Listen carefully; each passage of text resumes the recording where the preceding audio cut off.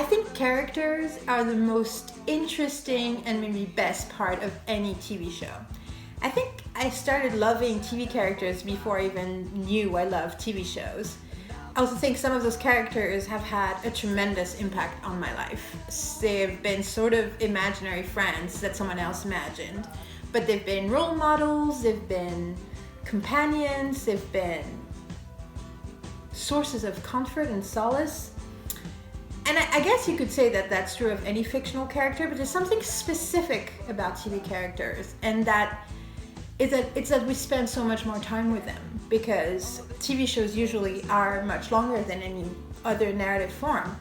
And I think that's why characters from TV are so special, but I actually think that's why TV is so special.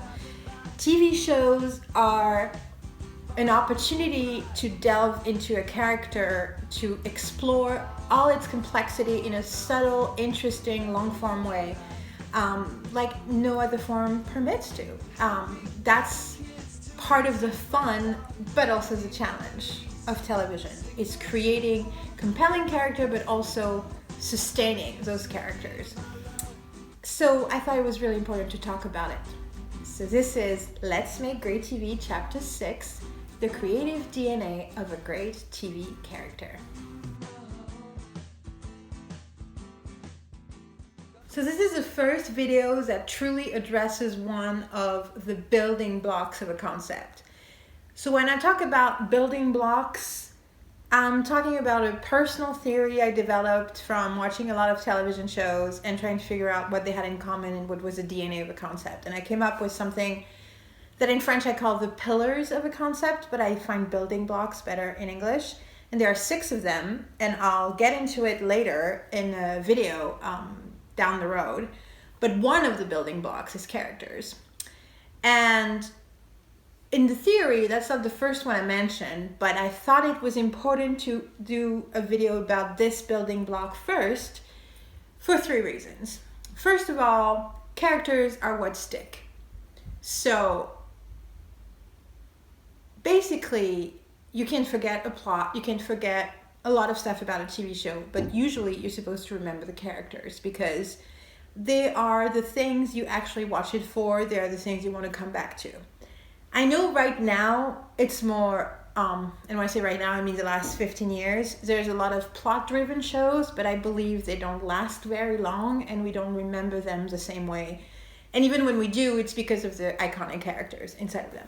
So they're what's important, especially because if you're, whatever great premise or idea you have for your TV show, eventually that storyline is going to end. And so you want to have something else and to sustain your show, and that's got to be the characters. It's never the idea, it's never the environment, it's all about the characters. So that's the first reason. The second reason is that there are a lot of misconceptions on how to create and write great characters, and I really didn't want any person watching this to go into these misconceptions and get writing with those misconceptions in mind. Those misconceptions are, for example, that you need a lengthy backstory when, yes, that's important, but that comes later. And if you try to start with a backstory, you're going to weigh yourself down. And you really need to focus on what's going to be on the screen, on the page, on the screen. And lengthy backstories are not your friend, especially for TV shows, because your characters need to be very flexible in the beginning so they can become what they're supposed to become. The second misconception is that it's all about the flaws of a character, and especially from critics, it's like, oh, we love this show because the characters are so flawed. I feel actors also love that, and I get it, but the truth is, for writers, focusing on flaws is a byproduct of the anti-hero obsession of the past 2 decades, and also of this adoration of conflict, of thinking conflict is like, that all narrative tension is conflict, but I don't believe it's always conflict. And so you don't need to pack your characters with lots of flaws just to be sure that something's going to happen. If that's a story you want to tell, it's a different thing, but a misconception is that that's what makes your character interesting, and there are a lot of other ways for a character to be interesting. The third misconception, which is sort of a mix of both those things, is to confuse trauma with personality. Like basically people come up with big traumas in the past, part of the backstory, and think that's gonna dictate the personality of the character, but it doesn't, because everybody reacts differently to the same trauma. So yeah, those misconceptions are really they're really pervasive, they're everywhere, and I really wanted to give you a different approach right off the bat on how I think you should think about your characters and develop your characters. So that was the second reason. The third reason I wanted to start with characters is that it's kind of the most abstract part of your idea, because characters are, well, they're people, so they're really complex and there's lots going on. And so I think it's important to capture what we have in mind with those parts of our inspiration, our idea, before we sort of freeze them into a plot. And if you think too much about the plot first, and you think of what you need to your characters to do, and so they become props, and that's why you need to spend time with the characters before, so then you don't really feel like you can manipulate them the same way, and you have to respect them because they've become people in your head. So that's why I think it's important to start with characters. As usual, I'm gonna make this a 5-point thing. So basically what I've decided to call it is the 5 fundamental components of a great TV character. So here we go. Number 1. Emotional vulnerability is an important and tricky and complex subject. So I'm going to first try to clarify what I mean by that, and then talk about how to do that in a practical way.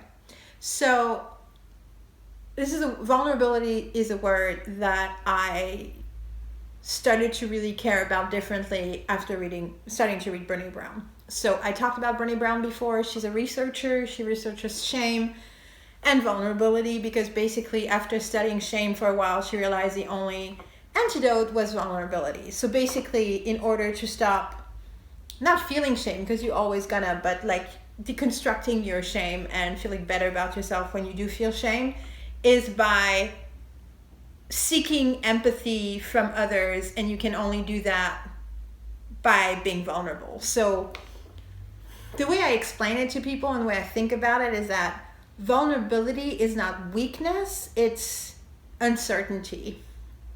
It's the messy, tender, unclear part of ourselves, which basically means it's the most human part of ourselves.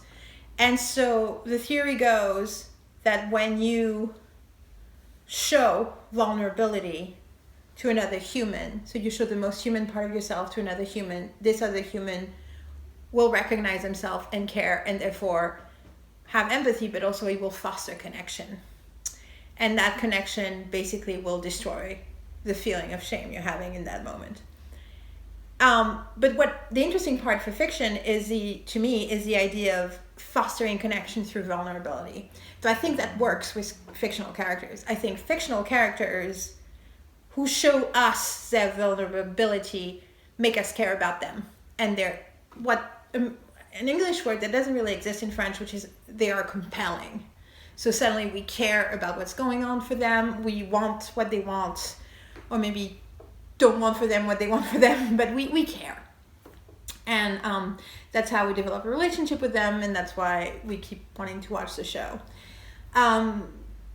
This really like eureka moment for me of understanding how this theory applied to fiction actually came from movies. It came from rewatching Pulp Fiction. A couple of years ago, I love Tarantino. I love basically most of his films. I think he's amazing. I think a lot of the criticism around him is not really about his movies.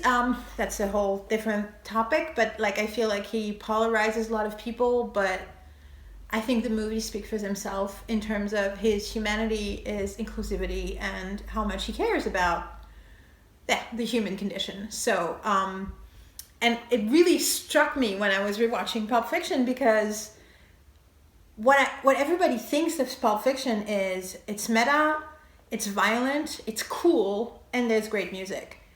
But rewatching it, I was like, oh, wait, it's about all these men who have so many feelings. They have feelings for the women in their lives, like specific, even side characters talk about their wives. I'm thinking of a drug dealer, but like everybody cares about women. They care about women in their lives. They have thoughts, they have opinions, and they have crises. They have existential crises, several of them, the last one being from Samuel L. Jackson. But the moment that really like was clear to me, like, oh, I care about this moment because I see the uncertainty, I see the vulnerability of this character, which once again, that doesn't mean weakness. It means tenderness, because uncertainty is tender. I think we've learned that this year more than anything, that uncertainty was fundamentally scary and weird. And so to me, it's a moment where Bruce Willis is about to leave the store because he broke free, and he's about to go out. He opens the door, and then he stops, and he thinks about, well, he hears Marcel was being raped. Or at least, I don't know if he knows that, but definitely being tortured. And you see him, and the camera stays on him thinking. It doesn't say a word, but you know how uncertain he is. And you know this is a moment of choice for him, because it's a moment of, messiness. And I was watching it and I was like, this makes the movie so much more interesting. This makes this character so much more interesting. It makes the entire scene afterwards so much more interesting, because we stay on his face and wonder with him what he should do. And I was like, oh, this is why Tarantino movies are so good. And then I talked about it with a friend who was like, this also explains why all these movies that were made in the 10, 15 years afterwards that were trying to be like Pulp Fiction were not as satisfying. It's because they were trying to copy the cool, the music, the violence, the meta, but they were missing the heart. And it's funny because Americans talk a lot about a show having, or a movie having heart. And I think part of that is characters having emotional vulnerability. So this is to clarify those terms. Okay, so now to clarify further. The risk when you want to portray vulnerability is that you think of it as weakness, and therefore you veer into showing characters as victims and as whiny people and as people with so many problems. And maybe that's a story you want to tell. Why not? But it shouldn't happen on accident. And so the idea is that emotional vulnerability is not supposed to rob your character of agency. So agency, it's another term that is really important, very, very much used in criticism and literature, like studies of literature. And I think is not as clear for all people. So agency, it comes from sociology, and it's really about a person being able to have an effect on the world around them and make free choices. So in terms of fiction, it doesn't mean a person who can do free choices, because sometimes a character is, I don't know, in a situation where they can't make any choices, a prisoner, for example. But the way you show them having agency is the way you show basically how they feel about being a prisoner, what they wish they could do, what they try to do. The smallest decision shows agency. It's really, another definition is how it's about a character being proactive instead of reactive. And that's, I feel, really important. We're gonna get at some point in a later video to character arcs. So this is about basically the DNA of the character, but eventually the discussion has to be about what the story does to the character. But whatever it is, there has to be agency, I believe, unless your story is about the lack of agency of a character. That can be a story, but it has to be on purpose. I like to think of Miyazaki, who the Japanese animation god, who did a bunch of great movies that have, influenced countless of people. They're great. I can't remember the titles in English, but it doesn't matter. Miyazaki. he has a sentence that I really think is really interesting. He says that to him, in storytelling, you don't depict fate, you depict will, even if fate exists. So even if you have a story where people have a fate that forces them to do things, what you depict as a storyteller is the will of the character and basically their choices, and that's agency. And my point is that if thinking you're doing emotional vulnerability, you start portraying a victim of circumstances, then you're robbing your character of agency. True emotional vulnerability will give your characters more agency because they will care about what's happening to them, and therefore they will make decisions based on their feelings. So actual emotional vulnerability doesn't mean a weepy, complainy character. It means a character that is impacted by his environment and therefore does things about it. So not just reacting to it, but just deciding, okay, this is what I want, this is what I need, this is how I'm going to deal with the world because I have feelings, because I care, because I'm not a robot. And emotional vulnerability really permits, it's really hard to say, it really permits you to do that. And if you think of if you go back to the earliest forms of storytelling techniques, there's the idea, Aristotle talks about intentions, and that's really also what I think emotional vulnerability is a more modern, interesting way of thinking about intentions, because because Centrelink means you're showing what your character's thinks, but also where he's not sure and what he needs to come up with and what's missing, and that's important in modern times to have characters that are a little bit more evolved. But I think it's still linked. It still goes together with the idea of a character is being driven by his intentions. Emotional vulnerability is how you show it. So how do you do that? That's where we get into what I call emotional intelligence, which is something I talked about in a bunch of videos earlier.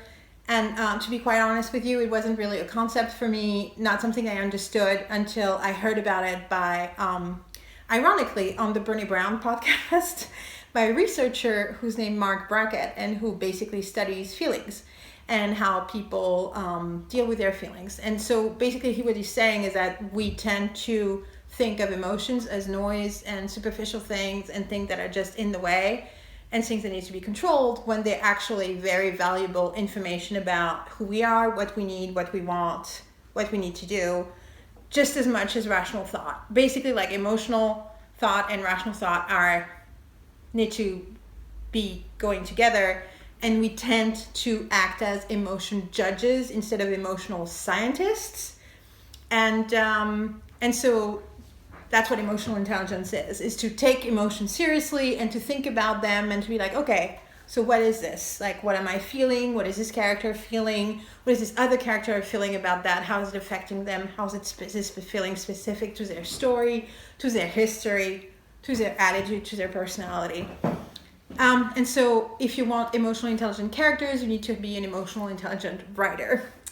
So that's the brainy way of saying how to do it, which is basically learn more about emotions and care more about emotions. But an easier way of, in order also to give you an example, an easy way to think about it is to think about the characters of Inside Out. So the Pixar Disney movie Inside Out. So it's a story of a little girl called Riley, but mostly the main characters are the 5 main emotions that are basically living together in her headquarters, so her brain, I guess. And those 5 emotions are joy, sadness, fear, disgust, and anger. And it's based on actual research on basically what are the main emotions humans have. Some people have 17 emotions. Marc Brackett talks about 100 different words. But it kind of boils down to 6, which is those 5 plus surprise. But for Pete Docter, the writer, has talked at length about why he picked those 5, and you should definitely look into it because it's really interesting. But I think it really teaches you, and you should just watch the movie, which is a very well written film, because I really believe it explains what emotions are for and how we need them in real life, but also makes you think about how they might work inside a character you created. So basically, like start thinking about what triggers joy, what triggers sadness, fear, anger, or disgust for your character. That's a good way of thinking about their emotions. Another good way is that in the movie, when you're in Riley's head, you see that joy is really like the main, like the captain of the ship. But when you get inside the mother and the father's head, you realize it's not the same main emotion. They have the same 5, but the captain in the mother's head is sadness, and the father's head is anger. And I like to think of my characters and think like, who's the captain? Is this character driven by sadness, by fear, by disgust? And I'm sure you can think of a bunch of actual real people in life and think, oh, that person is definitely driven by anger. So I think that's how you start thinking about the emotions of your characters, and that's how you can get to a point where they have emotional vulnerability in your head, and then it will come out on the page. This was a long one, but I really believe it matters. Real life is a really important source of inspiration for everything. Your real life, the real life around you, the stuff you see on the bus, the stuff you read in books, you see on TV. But I believe especially for characters, because whatever you can come up with in your mind is not going to be as complex and interesting as real life. So what you're going to take from real life will then become something through your writing and fiction, and then it will be yours and will be different than real life. But being started from real life is really helpful because it makes it more interesting and more human and more real and more compelling, basically. So when I say real life, I actually mean 3 things. Real life is also what you like. So that means the fiction you like in your real life. Get inspired by it. And I don't mean copy a character you really love, but think about what you like about different characters and get inspired by that and put them together. Because even though it's fiction, creating fiction, it's still going to be more interesting because it goes through the lens of your personal viewer experience. And so it's going to be attached to a lot of feelings and a lot of ideas and conflicting ideas about what you think this person should do and should be like. And so it's going to be more interesting. The second thing is the people like that you see in your life. So as I said, the bus is a great place to people watch. Cafes, I love to listen to conversation in cafes and restaurants, because it just teaches you a lot about how humans are when you're removed from the situation but you're still witnessing it. But also like the people you know in your life, like, or yourself. I feel like I was raised with the idea that being creative meant making stuff up. So if I was, writing characters that were inspired by people in my life, I felt like it was not really being creative and I wasn't being really imaginative. Ironically, there's like a long history of women being derided for their writing because it's too close to their reality. So in 19th century, apparently in France, a lot of Bildungsroman were called romances because they had love stories and they were written by women, even though the male written love stories were not called that. But also they were basically considered not to be fiction, or especially not literature, because you could tell that it was based on stuff that happened in their lives. And a friend of mine actually did a whole class on that. And the irony was like, that's what the dudes were doing. And it's still going on. Taylor Swift writes about stuff that happens in her life, or used to write about stuff that happened in her life. For some reason, her entire songbook is seen as like this weird gossipy thing when every other male songwriter talks about his love life and it seems okay. So like we still have this thing, and I think as a girl, I especially felt like I had to prove that I was interesting enough by coming up with characters that were not real. It's a tangent, but I feel it's a really important point to make, because I feel we force ourselves to not go for what we want to talk about or write about because we feel maybe because it's too close to home it's lame, and I don't think that's true. People, I mean, someone really famous, I can't remember if it was Faulkner or it was Hemingway, said write what you know. Maybe it was someone completely different. I'll put it in the notes at the bottom, who actually said that, but it's really true. Write what you know, because you have a perspective on it that other people won't have, and that's makes it interesting. And so the people in your life are a great source of inspiration for great characters. They're special. They're how they surprise you, how you love them, how they piss you off. That's a really good source also of inspiration. You can also like tell them how much they annoy you inside the script, stuff you can't say in real life. So, or sometimes can say. Maybe you should try to say it. But anyway, this is a good one. And the third one is real life means all these thoughts you have on your characters and psychology of characters. By the way, when I talked about emotional vulnerability, this is what people usually call psychology, but psychology is actually a hard science that is very based in concrete things, when emotional intelligence is much more of a soft science. Therefore, I think it's dangerous to talk about psychology because then we tend to want to diagnose characters and put them in boxes when it's actually way more messy than that. But the emotional intelligence tools and skills you need to develop as a writer, you basically need to develop them in real life. Like you need to wonder about yourself and learn to be emotionally intelligent in everyday life.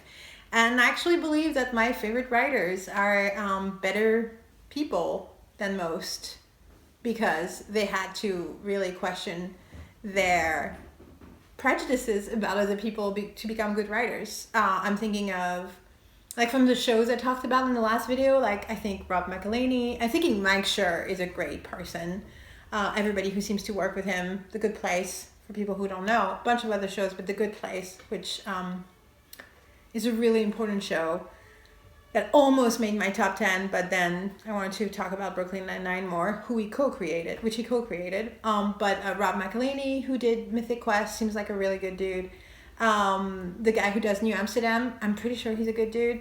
And I think that because I see the way they write characters, but I see the way also they treat other people they work with. But there's something about the emotional intelligence from the characters that seem to be coming partly from them. And partly from the fact that they collaborate with other people and listen to them, which is inherently emotionally intelligent. So, basically you can't get away with not thinking about the real world or real life or real human stuff and be a great writer. I really think. I really think that honestly, like television, American television, but also like American blockbusters, most of them have been really good for the past 20 years. And I mean, the writing has been good and the people are smart and it talks about real themes. And I think the reason they're like this is that because most people in Hollywood go to see therapists. I truly believe that's what it is. That the mainstream media becomes better. And when I say mainstream media, I don't mean the news, but I do mean, mainstream pop culture becomes better because the people making it are going to see therapists. So, yeah, you can't get away with. You have to do the work in real life in order to be good on the page. That's what I believe. Incarnation really is everything. So, from what I understand, it comes from Spanish, in carne. I can't speak Spanish, but which means in flesh. And so the idea is that whatever you come up with, it's going to be, a lot of it's going to happen once it's incarnated. So that means once it's on the page, and when I say the page, I don't mean your notes, I mean a script. So this is the part where I talk about, when I talk about writing scripts, I do mean a first draft of a script that will then be changed and evolve and go through further development and then might be very different from the end product of the pilot you want to write. But I do believe that going to script as fast as possible, which to me means literally like 3 weeks of development, is a key component of how to make good TV. I think Americans have to do it because of the system of the industry, and that's why they're making better TV. Because basically the pitch show, like the traditional way was made, that they pitch a show, the network executive of the studio says, okay, I'm interested, please give me an outline. They do an outline, which means they jump to thinking about what's going to happen in the pilot. Do an outline for the pilot, sometimes 15 pages, 20 pages. If you look on Google, on the internet, if you search for outlines of pilots, sometimes they're out there. You can find them. The Good Wife, for example, the outline is available on the internet, and then you can watch also the original pilot, the script, and then you can compare with the actual pilot. And so they do have to do the outline, and once the outline, they say go, then they have a couple of months to write a script. And in modern times, because there's so much TV made and some things have changed, in Hollywood, they now ask for like what they call mini Bibles, which is basically like some of more information about what's going to happen or how episodes work or stuff like that. But that's really like sort of new. It didn't happen for the longest time. You just basically, they looked at the script and they're like, this is a good script, good start of a show. Okay, I see the premise. Also because it used to be more,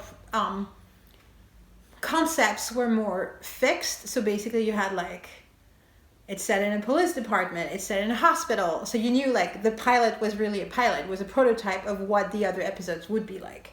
So that's why it made also sense to just look at that one episode. But anyway, and then if they liked it, they paid for it to be produced, and then they looked at it and they picked it up, then it became a series. So that means that the creators didn't really have a lot of time to think through all the development, because some shows that exist now were shopped around for 10 years. Mad Men's pilot was shopped around for 10 years.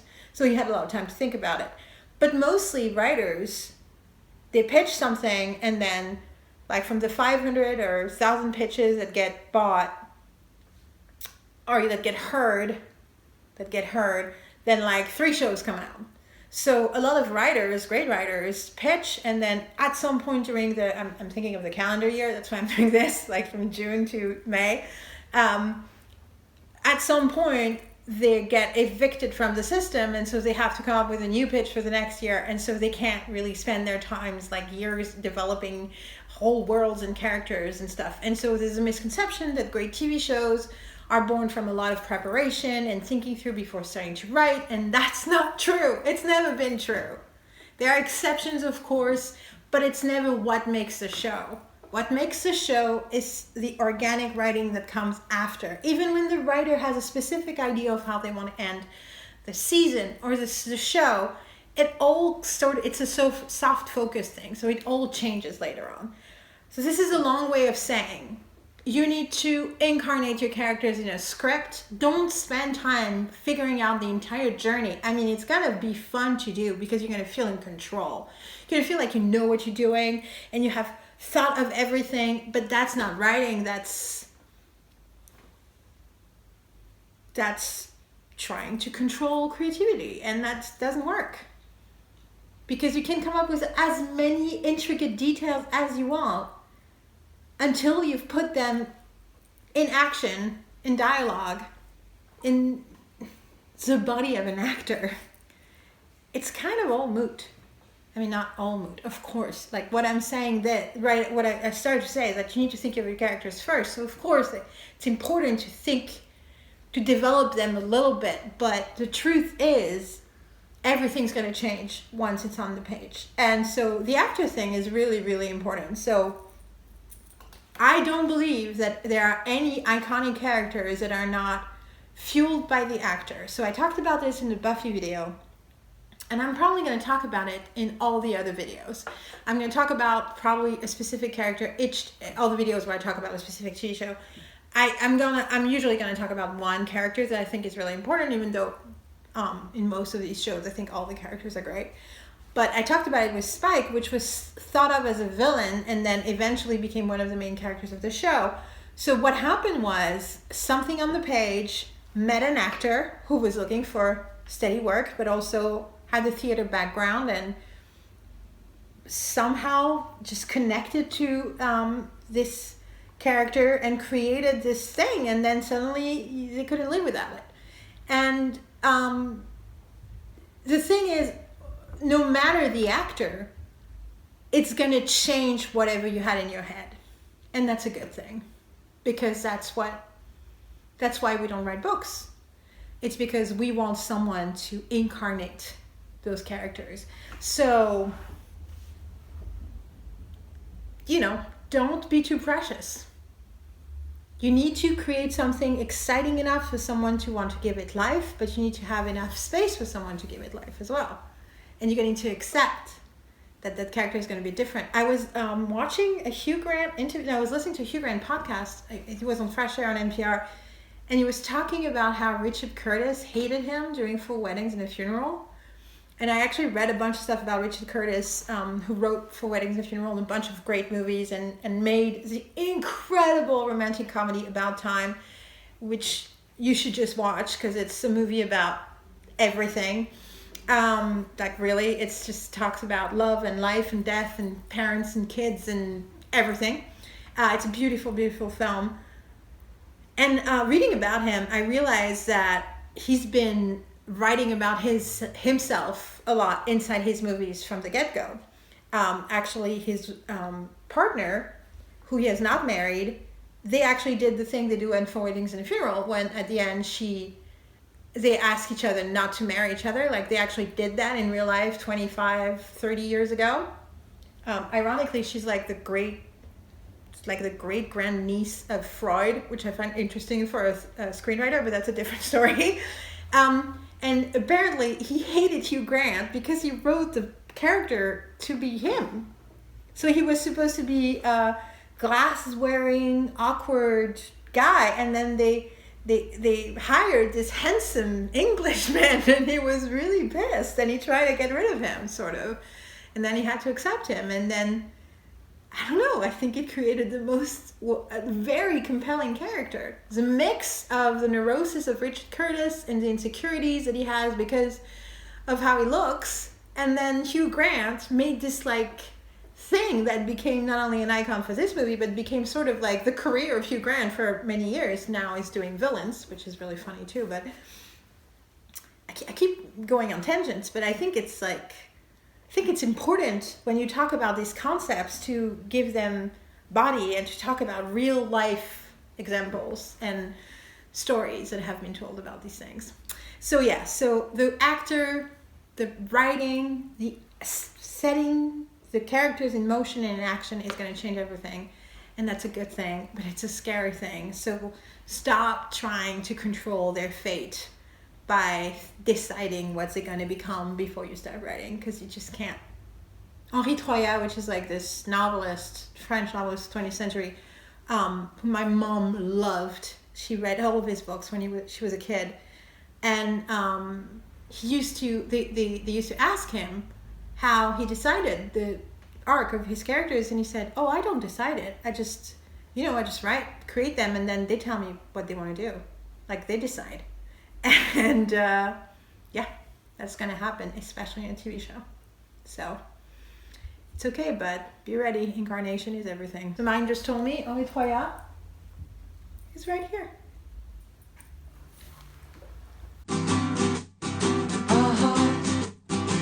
In a conflict, desire versus need. So I've noticed that I gave a lot of examples that were relating to movies.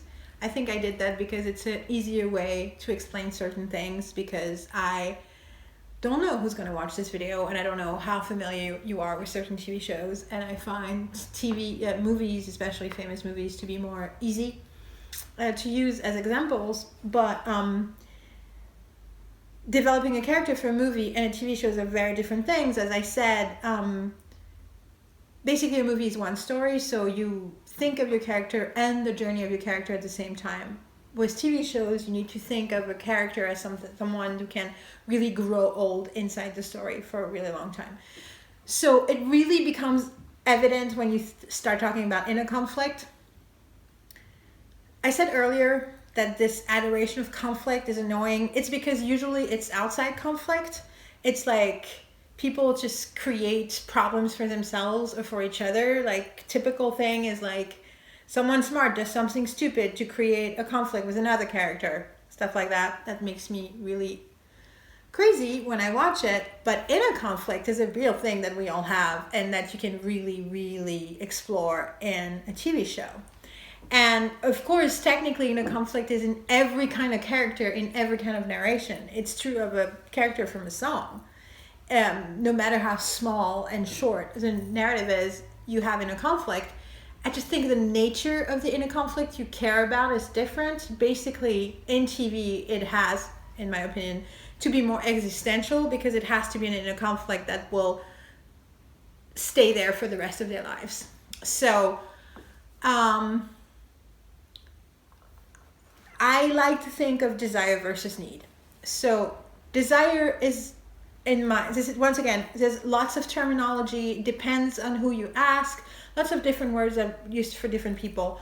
I use words I like to use for this. So I'm not claiming that they're original or also that they're going to make sense with a different theory. This is my theory and this is how I think about it, and this is how I use them to write and to think about characters and to teach about characters. So desire for me is what the character wants, basically what the character think is going to make him whole.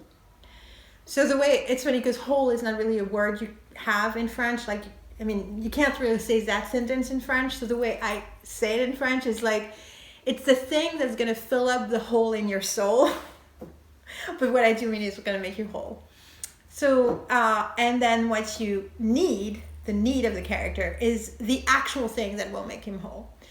One of the many examples I can give you is, I'm thinking, because I've been watching a lot of re-watching for the millionth time a lot of Brooklyn Nine-Nine. So Jake Peralta, Andy Samberg in Brooklyn Nine-Nine, for example, his desire is to be a cool cop, and his need is to be a good cop. And when I say his need, I don't mean a moralistic, like, you need to do this. No, I mean, like, this is the thing that actually makes him happy and fulfilled. He wants to be cool, but he really feels better about himself and he just can't help himself, but actually act in a good way. Which means it's really throughout the show, no matter how much he evolves and grows up and his life circumstances change, this stays true. Like, he has this instinct of, like, he wants to be a cop because he loves Die Hard. But then in the moment when he's faced with injustice, he just doesn't want to do the cool thing. He wants to do the good thing. He wants to do right.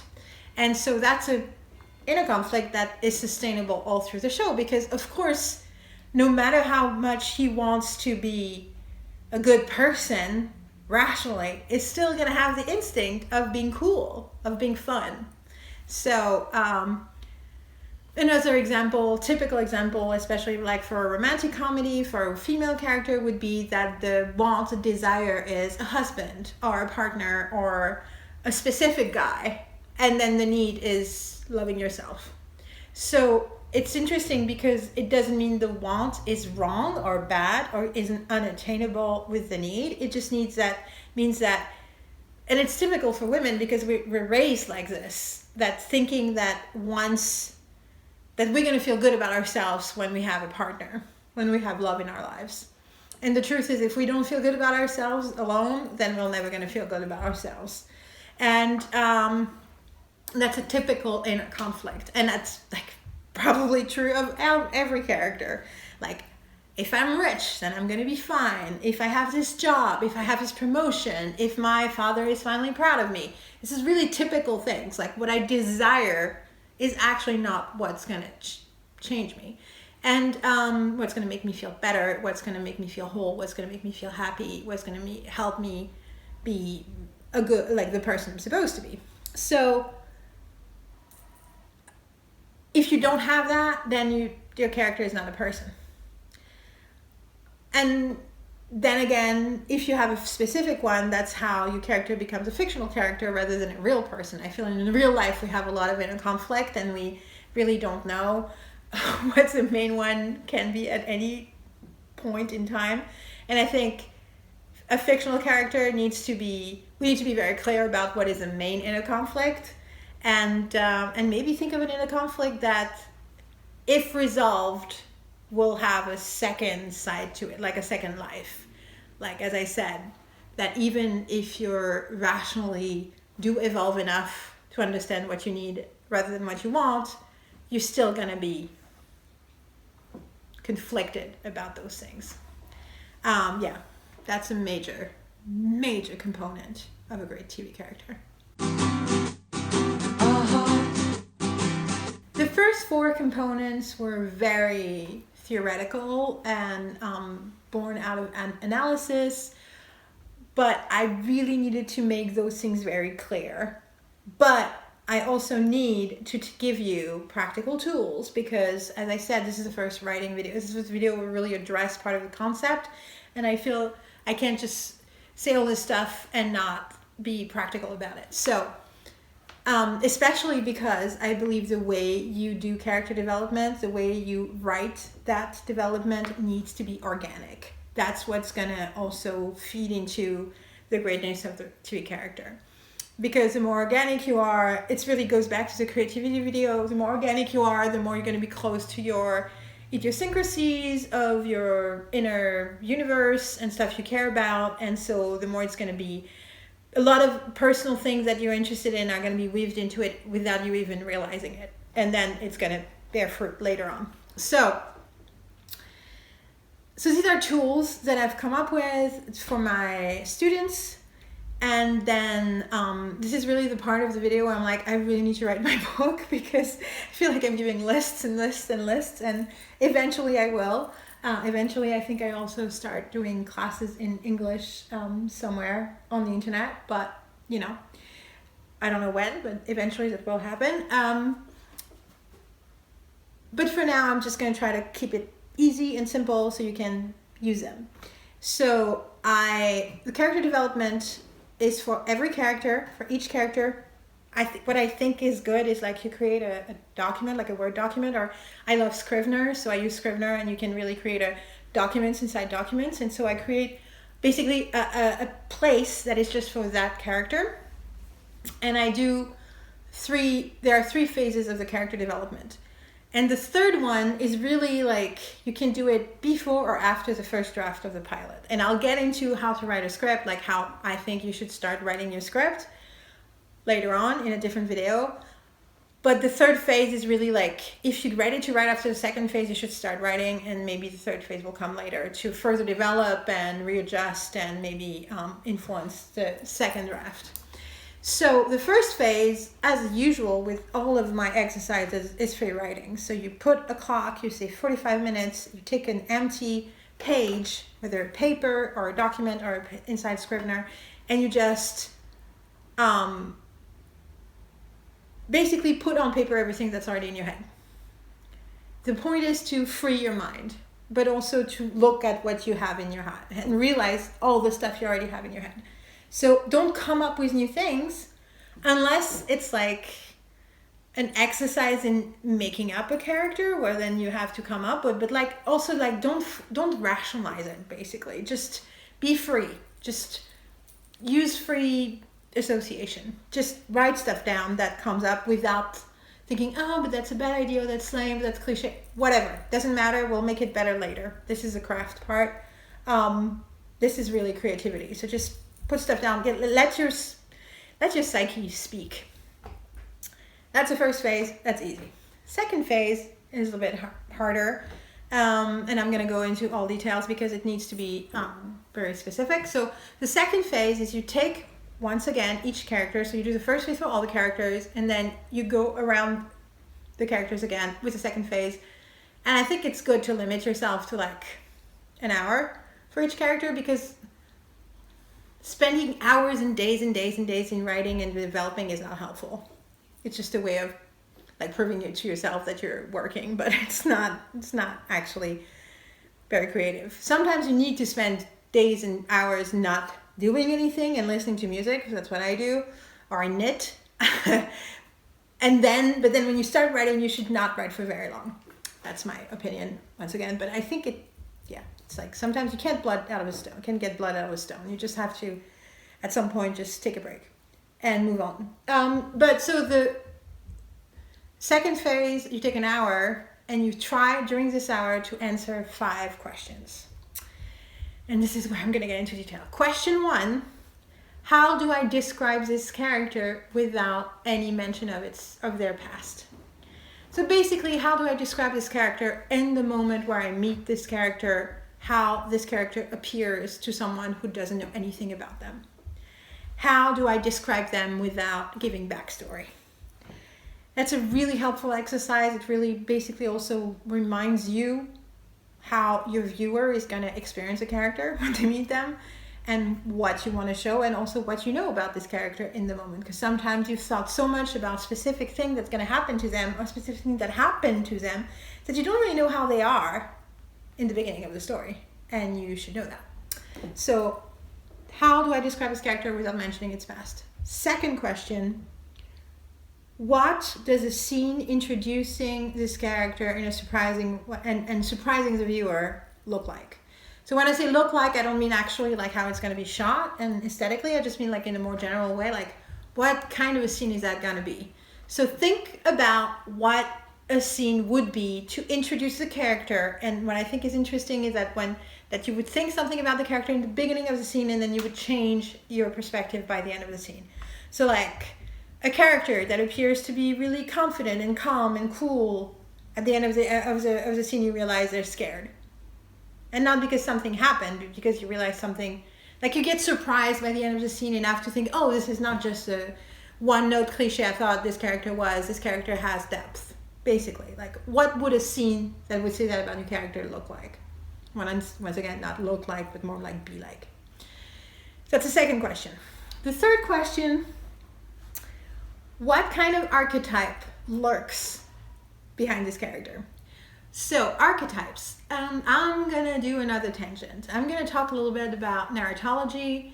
I find it to be incredibly helpful and inspiring. So, narratology is basically the science of storytelling.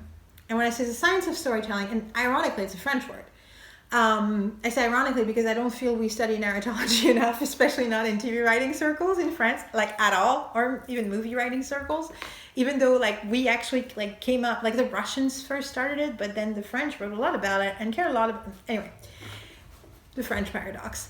But it's a science of storytelling, which doesn't mean the science on how to tell stories, but the science on how people have been telling stories. So it's really like the study of the way stories have been told. So the hero's journey, monomyth, the fairy tale science, that's all narratology. But also like how drama works, anything that studies the structure of narrative forms is narratology. And part of narratology is the study of characters, like talking about what are the recurring characters, the recurring figures in narratives. And there's a long tradition of this. So you have, I always think of commedia dell'arte. So like, I have a Russian accent in Italian, but that's whatever. But because Molière, who's like the Shakespeare of France, really learned his craft in commedia dell'arte, and my mom loved Molière, so I spent a lot of time reading and watching stuff from Molière when I was a kid, and so that really taught me a lot about drama in terms of like theater, but also like what is dramatic. And he really was inspired by the stock characters from commedia dell'arte, but also like there are the stock characters from fairy tales, so like the witch, the princess, the knight, the king, the ambulance, the evil queen, all that stuff.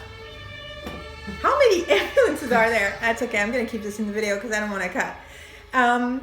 The evil queen, all these like stock, those are stock characters. But we also have, like narratology also exists now. Like there are stock characters in modern fiction. And when I mean that, I say like, okay, the gay best friend. I really use that example because it's really, in some ways, a gay best friend is kind of the court gesture of like Shakespearean time, but also it has this like all this baggage of this modern archetype, but also like the pixie manic pixie, I can't know, so like manic pixie dream girl. There's a badass. There's the perfect how do you call that? Like the perfect Stepford wife. You have all these like modern archetypes, and my point is, no matter how original you think your character is, it probably is linked to one of those archetypes, and you need to know it if you want to make it better. Because if you're not aware of the cliche you're channeling, then you're going to be a slave to that cliche, and you need to figure it out. If you're doing a gay best friend without realizing you're doing a gay best friend, then you're probably going to do a really cliche and maybe offensive gay best friend. And if you want to be specific about your character, you need to understand what is the tradition behind the character, because it doesn't come from nowhere. And so I've started like putting together a bunch of videos on narratology on a playlist somewhere in the YouTube channel. It's like a section on this channel that is called Let's Make Great TV Resources, and I'm trying to like thematic playlists, and you definitely need to explore that term and that notion in whatever way is good for you. But most of narratology out there discusses literature, some of it discusses film. I don't think there's that much about TV. I mean, not that I've found. Some scholars have talked about the narratology of television, but I don't think it's that, in universities, it's not really that explored yet. But there's a website that I love called tvtropes.org, which basically is this ginormous database of tropes, first from television, but actually now they have stuff from anime, video games, novels, everything. And one of their pages is called Stock Characters, and you have like a crazy list of every single kind of stock character, which can be like the evil magician from next door. It's like, it gets really specific. And then they reference then TV shows or movies or anime or video games that have this stock character, and then you can go into the thing and see the other stock characters, and you see basically all the tropes. So for people who don't know, a trope is like a recurring narrative form, so something that's always a traditional thing. So like a trope is that there are some toxic tropes, there are some good tropes. For example, I'm trying to think of a positive trope. I don't know. I'm thinking of toxic tropes. Okay, a toxic trope, for example, would be that used to happen in horror movies, but other stuff too. A woman has sex and then she gets killed. That's a toxic trope. So, but there are positive tropes that I can't come up with right now. But anyways, that website, which started as a Buffy fan site, by the way, has this like enormous, and it's like a wiki thing. So it's not everything in there because it's just what people put in there. But there are a lot of things, and definitely very inspiring and very funny to read. And I would suggest looking up the stock characters, but also looking up a show you really like and look at how to describe it. Because usually the way to describe the premise, it's like they basically name all the tropes inside the premise, and then you can click on all of them, and then you see all the different things. And then you realize that everything is connected and everything is like a rehash of something else, and that's fine. What matters is you put your perspective, your thing on it. That's why it's never about the idea or the premise. It's always about the personal touch and the characters, is because everything has been written before, basically everything. So, but tvtropes.org is a really good way of thinking of stock characters and figuring out the archetypes. So when I talk about archetypes, as I said, there's like gay best friend, the witch, the princess, but there's also like narrative functions. So like a cop show will have specific stock characters, archetypes that are inherent to the functionality of the show. So like you have to have someone who's good with tech and can hack into computers. You have someone who's the enforcer, he's stronger or she's stronger in some shows. And she's the one who's going to kick people's ass and stuff like that. So narrative function is part of the character. Maybe in your show, this character you're thinking about is like the person who always knows better. It's the person who's the rich one in the group and therefore pays for everything. I don't know, but like there's narrative functions inside the system of the show that is inherent to the archetype sometimes, or that enriches the archetype. So you need to think about that as well. This is all narratology stuff. I'll try to think about those things when I talk about the TV shows I want to talk about in the videos in the future. When I think the next one is going to be about Friends, and actually I spent a lot of time studying the characters of Friends, and I can talk a lot about those 5 things with those characters. I'm going to do that. That's going to be in 2 weeks. Yeah, that's a really good idea, actually. That's what I do in class. I talk about characters, I make people write stuff, and then I talk about the Friends characters for 4 hours. And then the next days they get to write about their own characters, inspired by all the stuff I said. Anyway, hopefully. So, yeah, you need to think about basically what is the narrative tradition inside the specificity of what you wrote. That's what's the archetype. So the 4th question, we're still on the questions. The 4th question is desire versus need. What is the inner conflict? So it's really like, if you don't know, and by the way, it's the same for the archetype. If you don't, the point is not to come up with the answer. The point is to ask yourself the question. That's actually what matters. You don't have to know, but you have to wonder about it. That's going to unlock stuff. So what is their desire versus their need? What is their inner conflict? The 5th question is, what is their main character trait and the other side of the coin? So I think it's really important, even though the characters is complex, to just be able to say that one specific character trait is obvious, is clear. The first thing people think of when they think of this character. And you need to write it down. But if it's just one particular character trait, it's not be that interesting. It's interesting if there's a second one that maybe not as obvious, or maybe when the first one is positive, the second one is negative, but he's linked somehow to the second one, to the first one, and that's why I call it the other side of the coin. So one of the, basically, I use the example of Friends, I use the example of Monica. So some people will say that the main character trait of Monica Geller on Friends is to be a control freak. Other people who love Monica will say that the main thing of Monica is that she's a caretaker. She takes care of people. She's a hostess, she's a cook, she has a beautiful home, everybody's in her house, but she also really often specifically asks people how they're doing, what's going on with them. She knows about their lives, she knows what's happening. It's like her narrative function is to be the caretaker. I believe they're linked, because the truth is, if you want to be a good caretaker, you need to be in control of the environment. And if you want to control the environment, you need to know what's going on with people and to take care of them in order for them not to mess up. I like to think that it's an endearing quality, an annoying quality. Mine thinks it's a normal quality because she is Monica, but that's a different subject. Good sense. There you go. I'm Rachel. Sort of. But the interesting part is that people don't think about them in relation, but it's true of most characters who are control freaks. They're usually really helpful. So I actually came up with this thinking of Ugly Betty. Betty in Ugly Betty, which is actually a really well-written show. So Betty is extremely helpful. She's helpful to a point that is a little in the beginning you feel bad for her because you feel she's being exploited by everybody.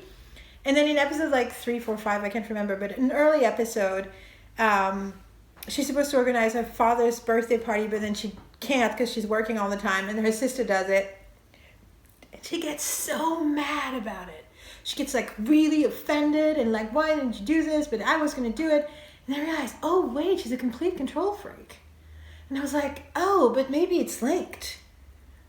Maybe she's super helpful because she's to be in control of things. If you're helpful, then you're in the mix of things and you know what's going on. And as I said, if you want to be really helpful, you probably need to control everything. And if you want to control things, you need to know what's going on. So this is what I mean by main character trait and the other side of the coin.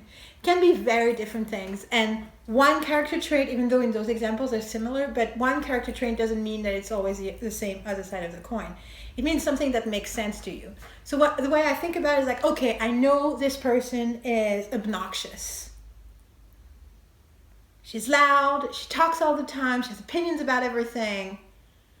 What is the other side of the coin? The other side of the coin is that she's really good at convincing people.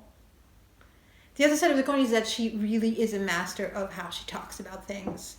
And she knows how to convince, sway other people's opinions.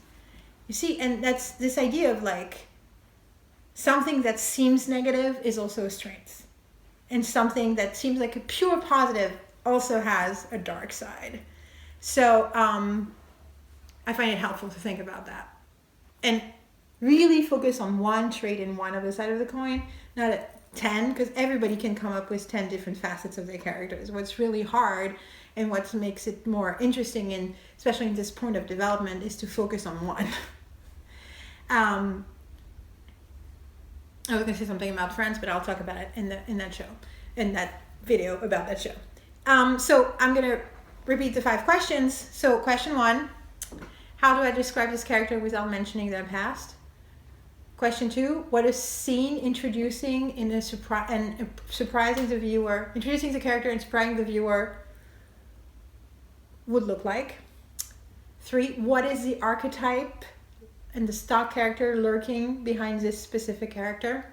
4, what is their inner conflict, desire versus need, their desire versus their need? And 5, what is a main character trait and the other side of that coin? That's phase 2. I feel like when you've done that, you should get to writing. When you've done that with all the characters. I mean, there's going to be other steps, but that are not specific to the characters. We're going to talk about it in other videos. It's going to be basically a step about what I call the universe of the show, which is another building block, but also about what kind of story and the formula of the show, which is how every episode functions, and another building block, and also how the story needs to start. So that's, once you've worked on those things, you'll just jump to trying to write the script. And then you get to phase 3, or really if you're stuck, you can do phase 3. So phase 3 is like getting deeper in the character, and what I basically add to all the stuff we figured out in the 5 questions is I like to think about the 5 emotions for this person. What triggers joy, sadness, fear, anger, disgust. I like to think about their neurosis. So it's like an extension of what we talked about. So an extension of describing them without mentioning their past. So like neuroses are attitude. It's how you go through the day. Eventually those neuroses will link back to what John Truby calls the ghost, which I think is really interesting, like the thing that haunts the character, which may be negative or positive, and sometimes also like past trauma, but this can be done later.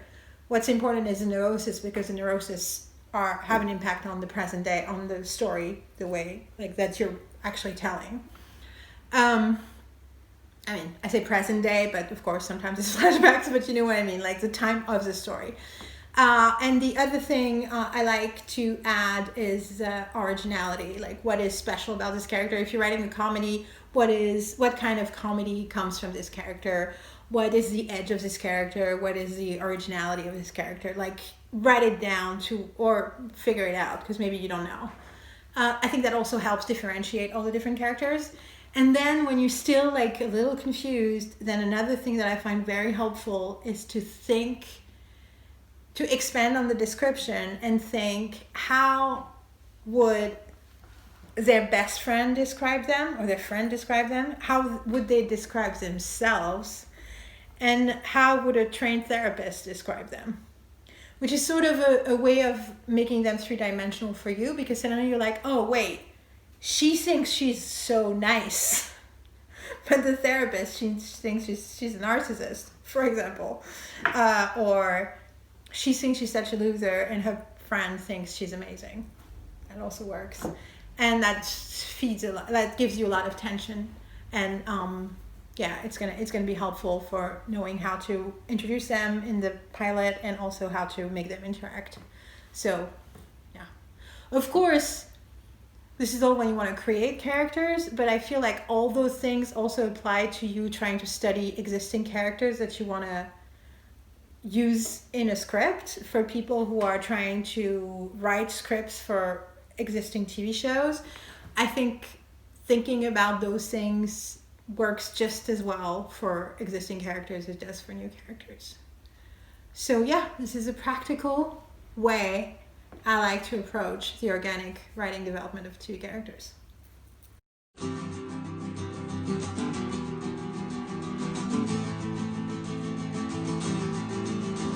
Remember the weight of the world, it's a sound that we used to buy. I somehow believed that this video would be shorter, which was silly. Last part was really long, but I feel it was filled with pragmatic exercises. Marine, my sole audience today, reassured me that it was interesting but also practical. So, okay, I'm gonna believe her and believe in myself. It's really hard, even when you just talk on videos, not just when you write scripts. So I just want to say, if you feel like if this feels insurmountable, it's normal. It doesn't mean it is. Trust yourself. Don't try to control it. Just write. That's really what I'm trying to do with these videos, is just make them and question later. Today we started talking about craft, and there's some very specific things I said that have been about craft, but you can't forget the creativity. So, and also you can't do the craft before the creativity. So just write, and then eventually we'll get into more craft, and the more we'll get there, the more abstract this is going to become, because I hope eventually a lot of people will watch these videos and they're going to write very, very different things in very different genres, and I won't know what applies or not, but that's probably going to be very exciting too. So the next video I think is going to be about Friends, and then eventually I will do my Lois and Clark video, which I've been wanting to do since November, because it's such a misunderstood show. But we're going to start with something more familiar for everybody and have Friends, and also it's interesting because it's a comedy, and I feel people tend to think of writing drama and writing comedy as two different things, which they are, but they also aren't. And I very, very much love both. So I want to talk about straightforward sitcom. Thank you again, Marine, for your support. You're welcome. Bye, Monica. And thank you for everybody who shares, who comments, who does anything with these videos. I really appreciate it. Even if you don't share and comment, but just watch, I appreciate it. I'll see you very soon.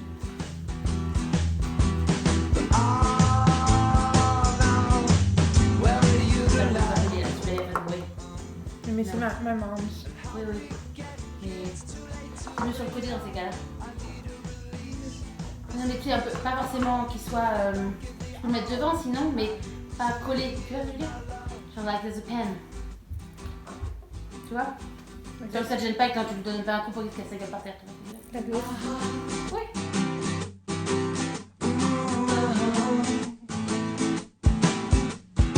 Got the weight of the world. I summon you here, my love.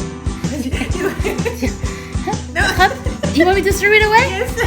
Not throw it away.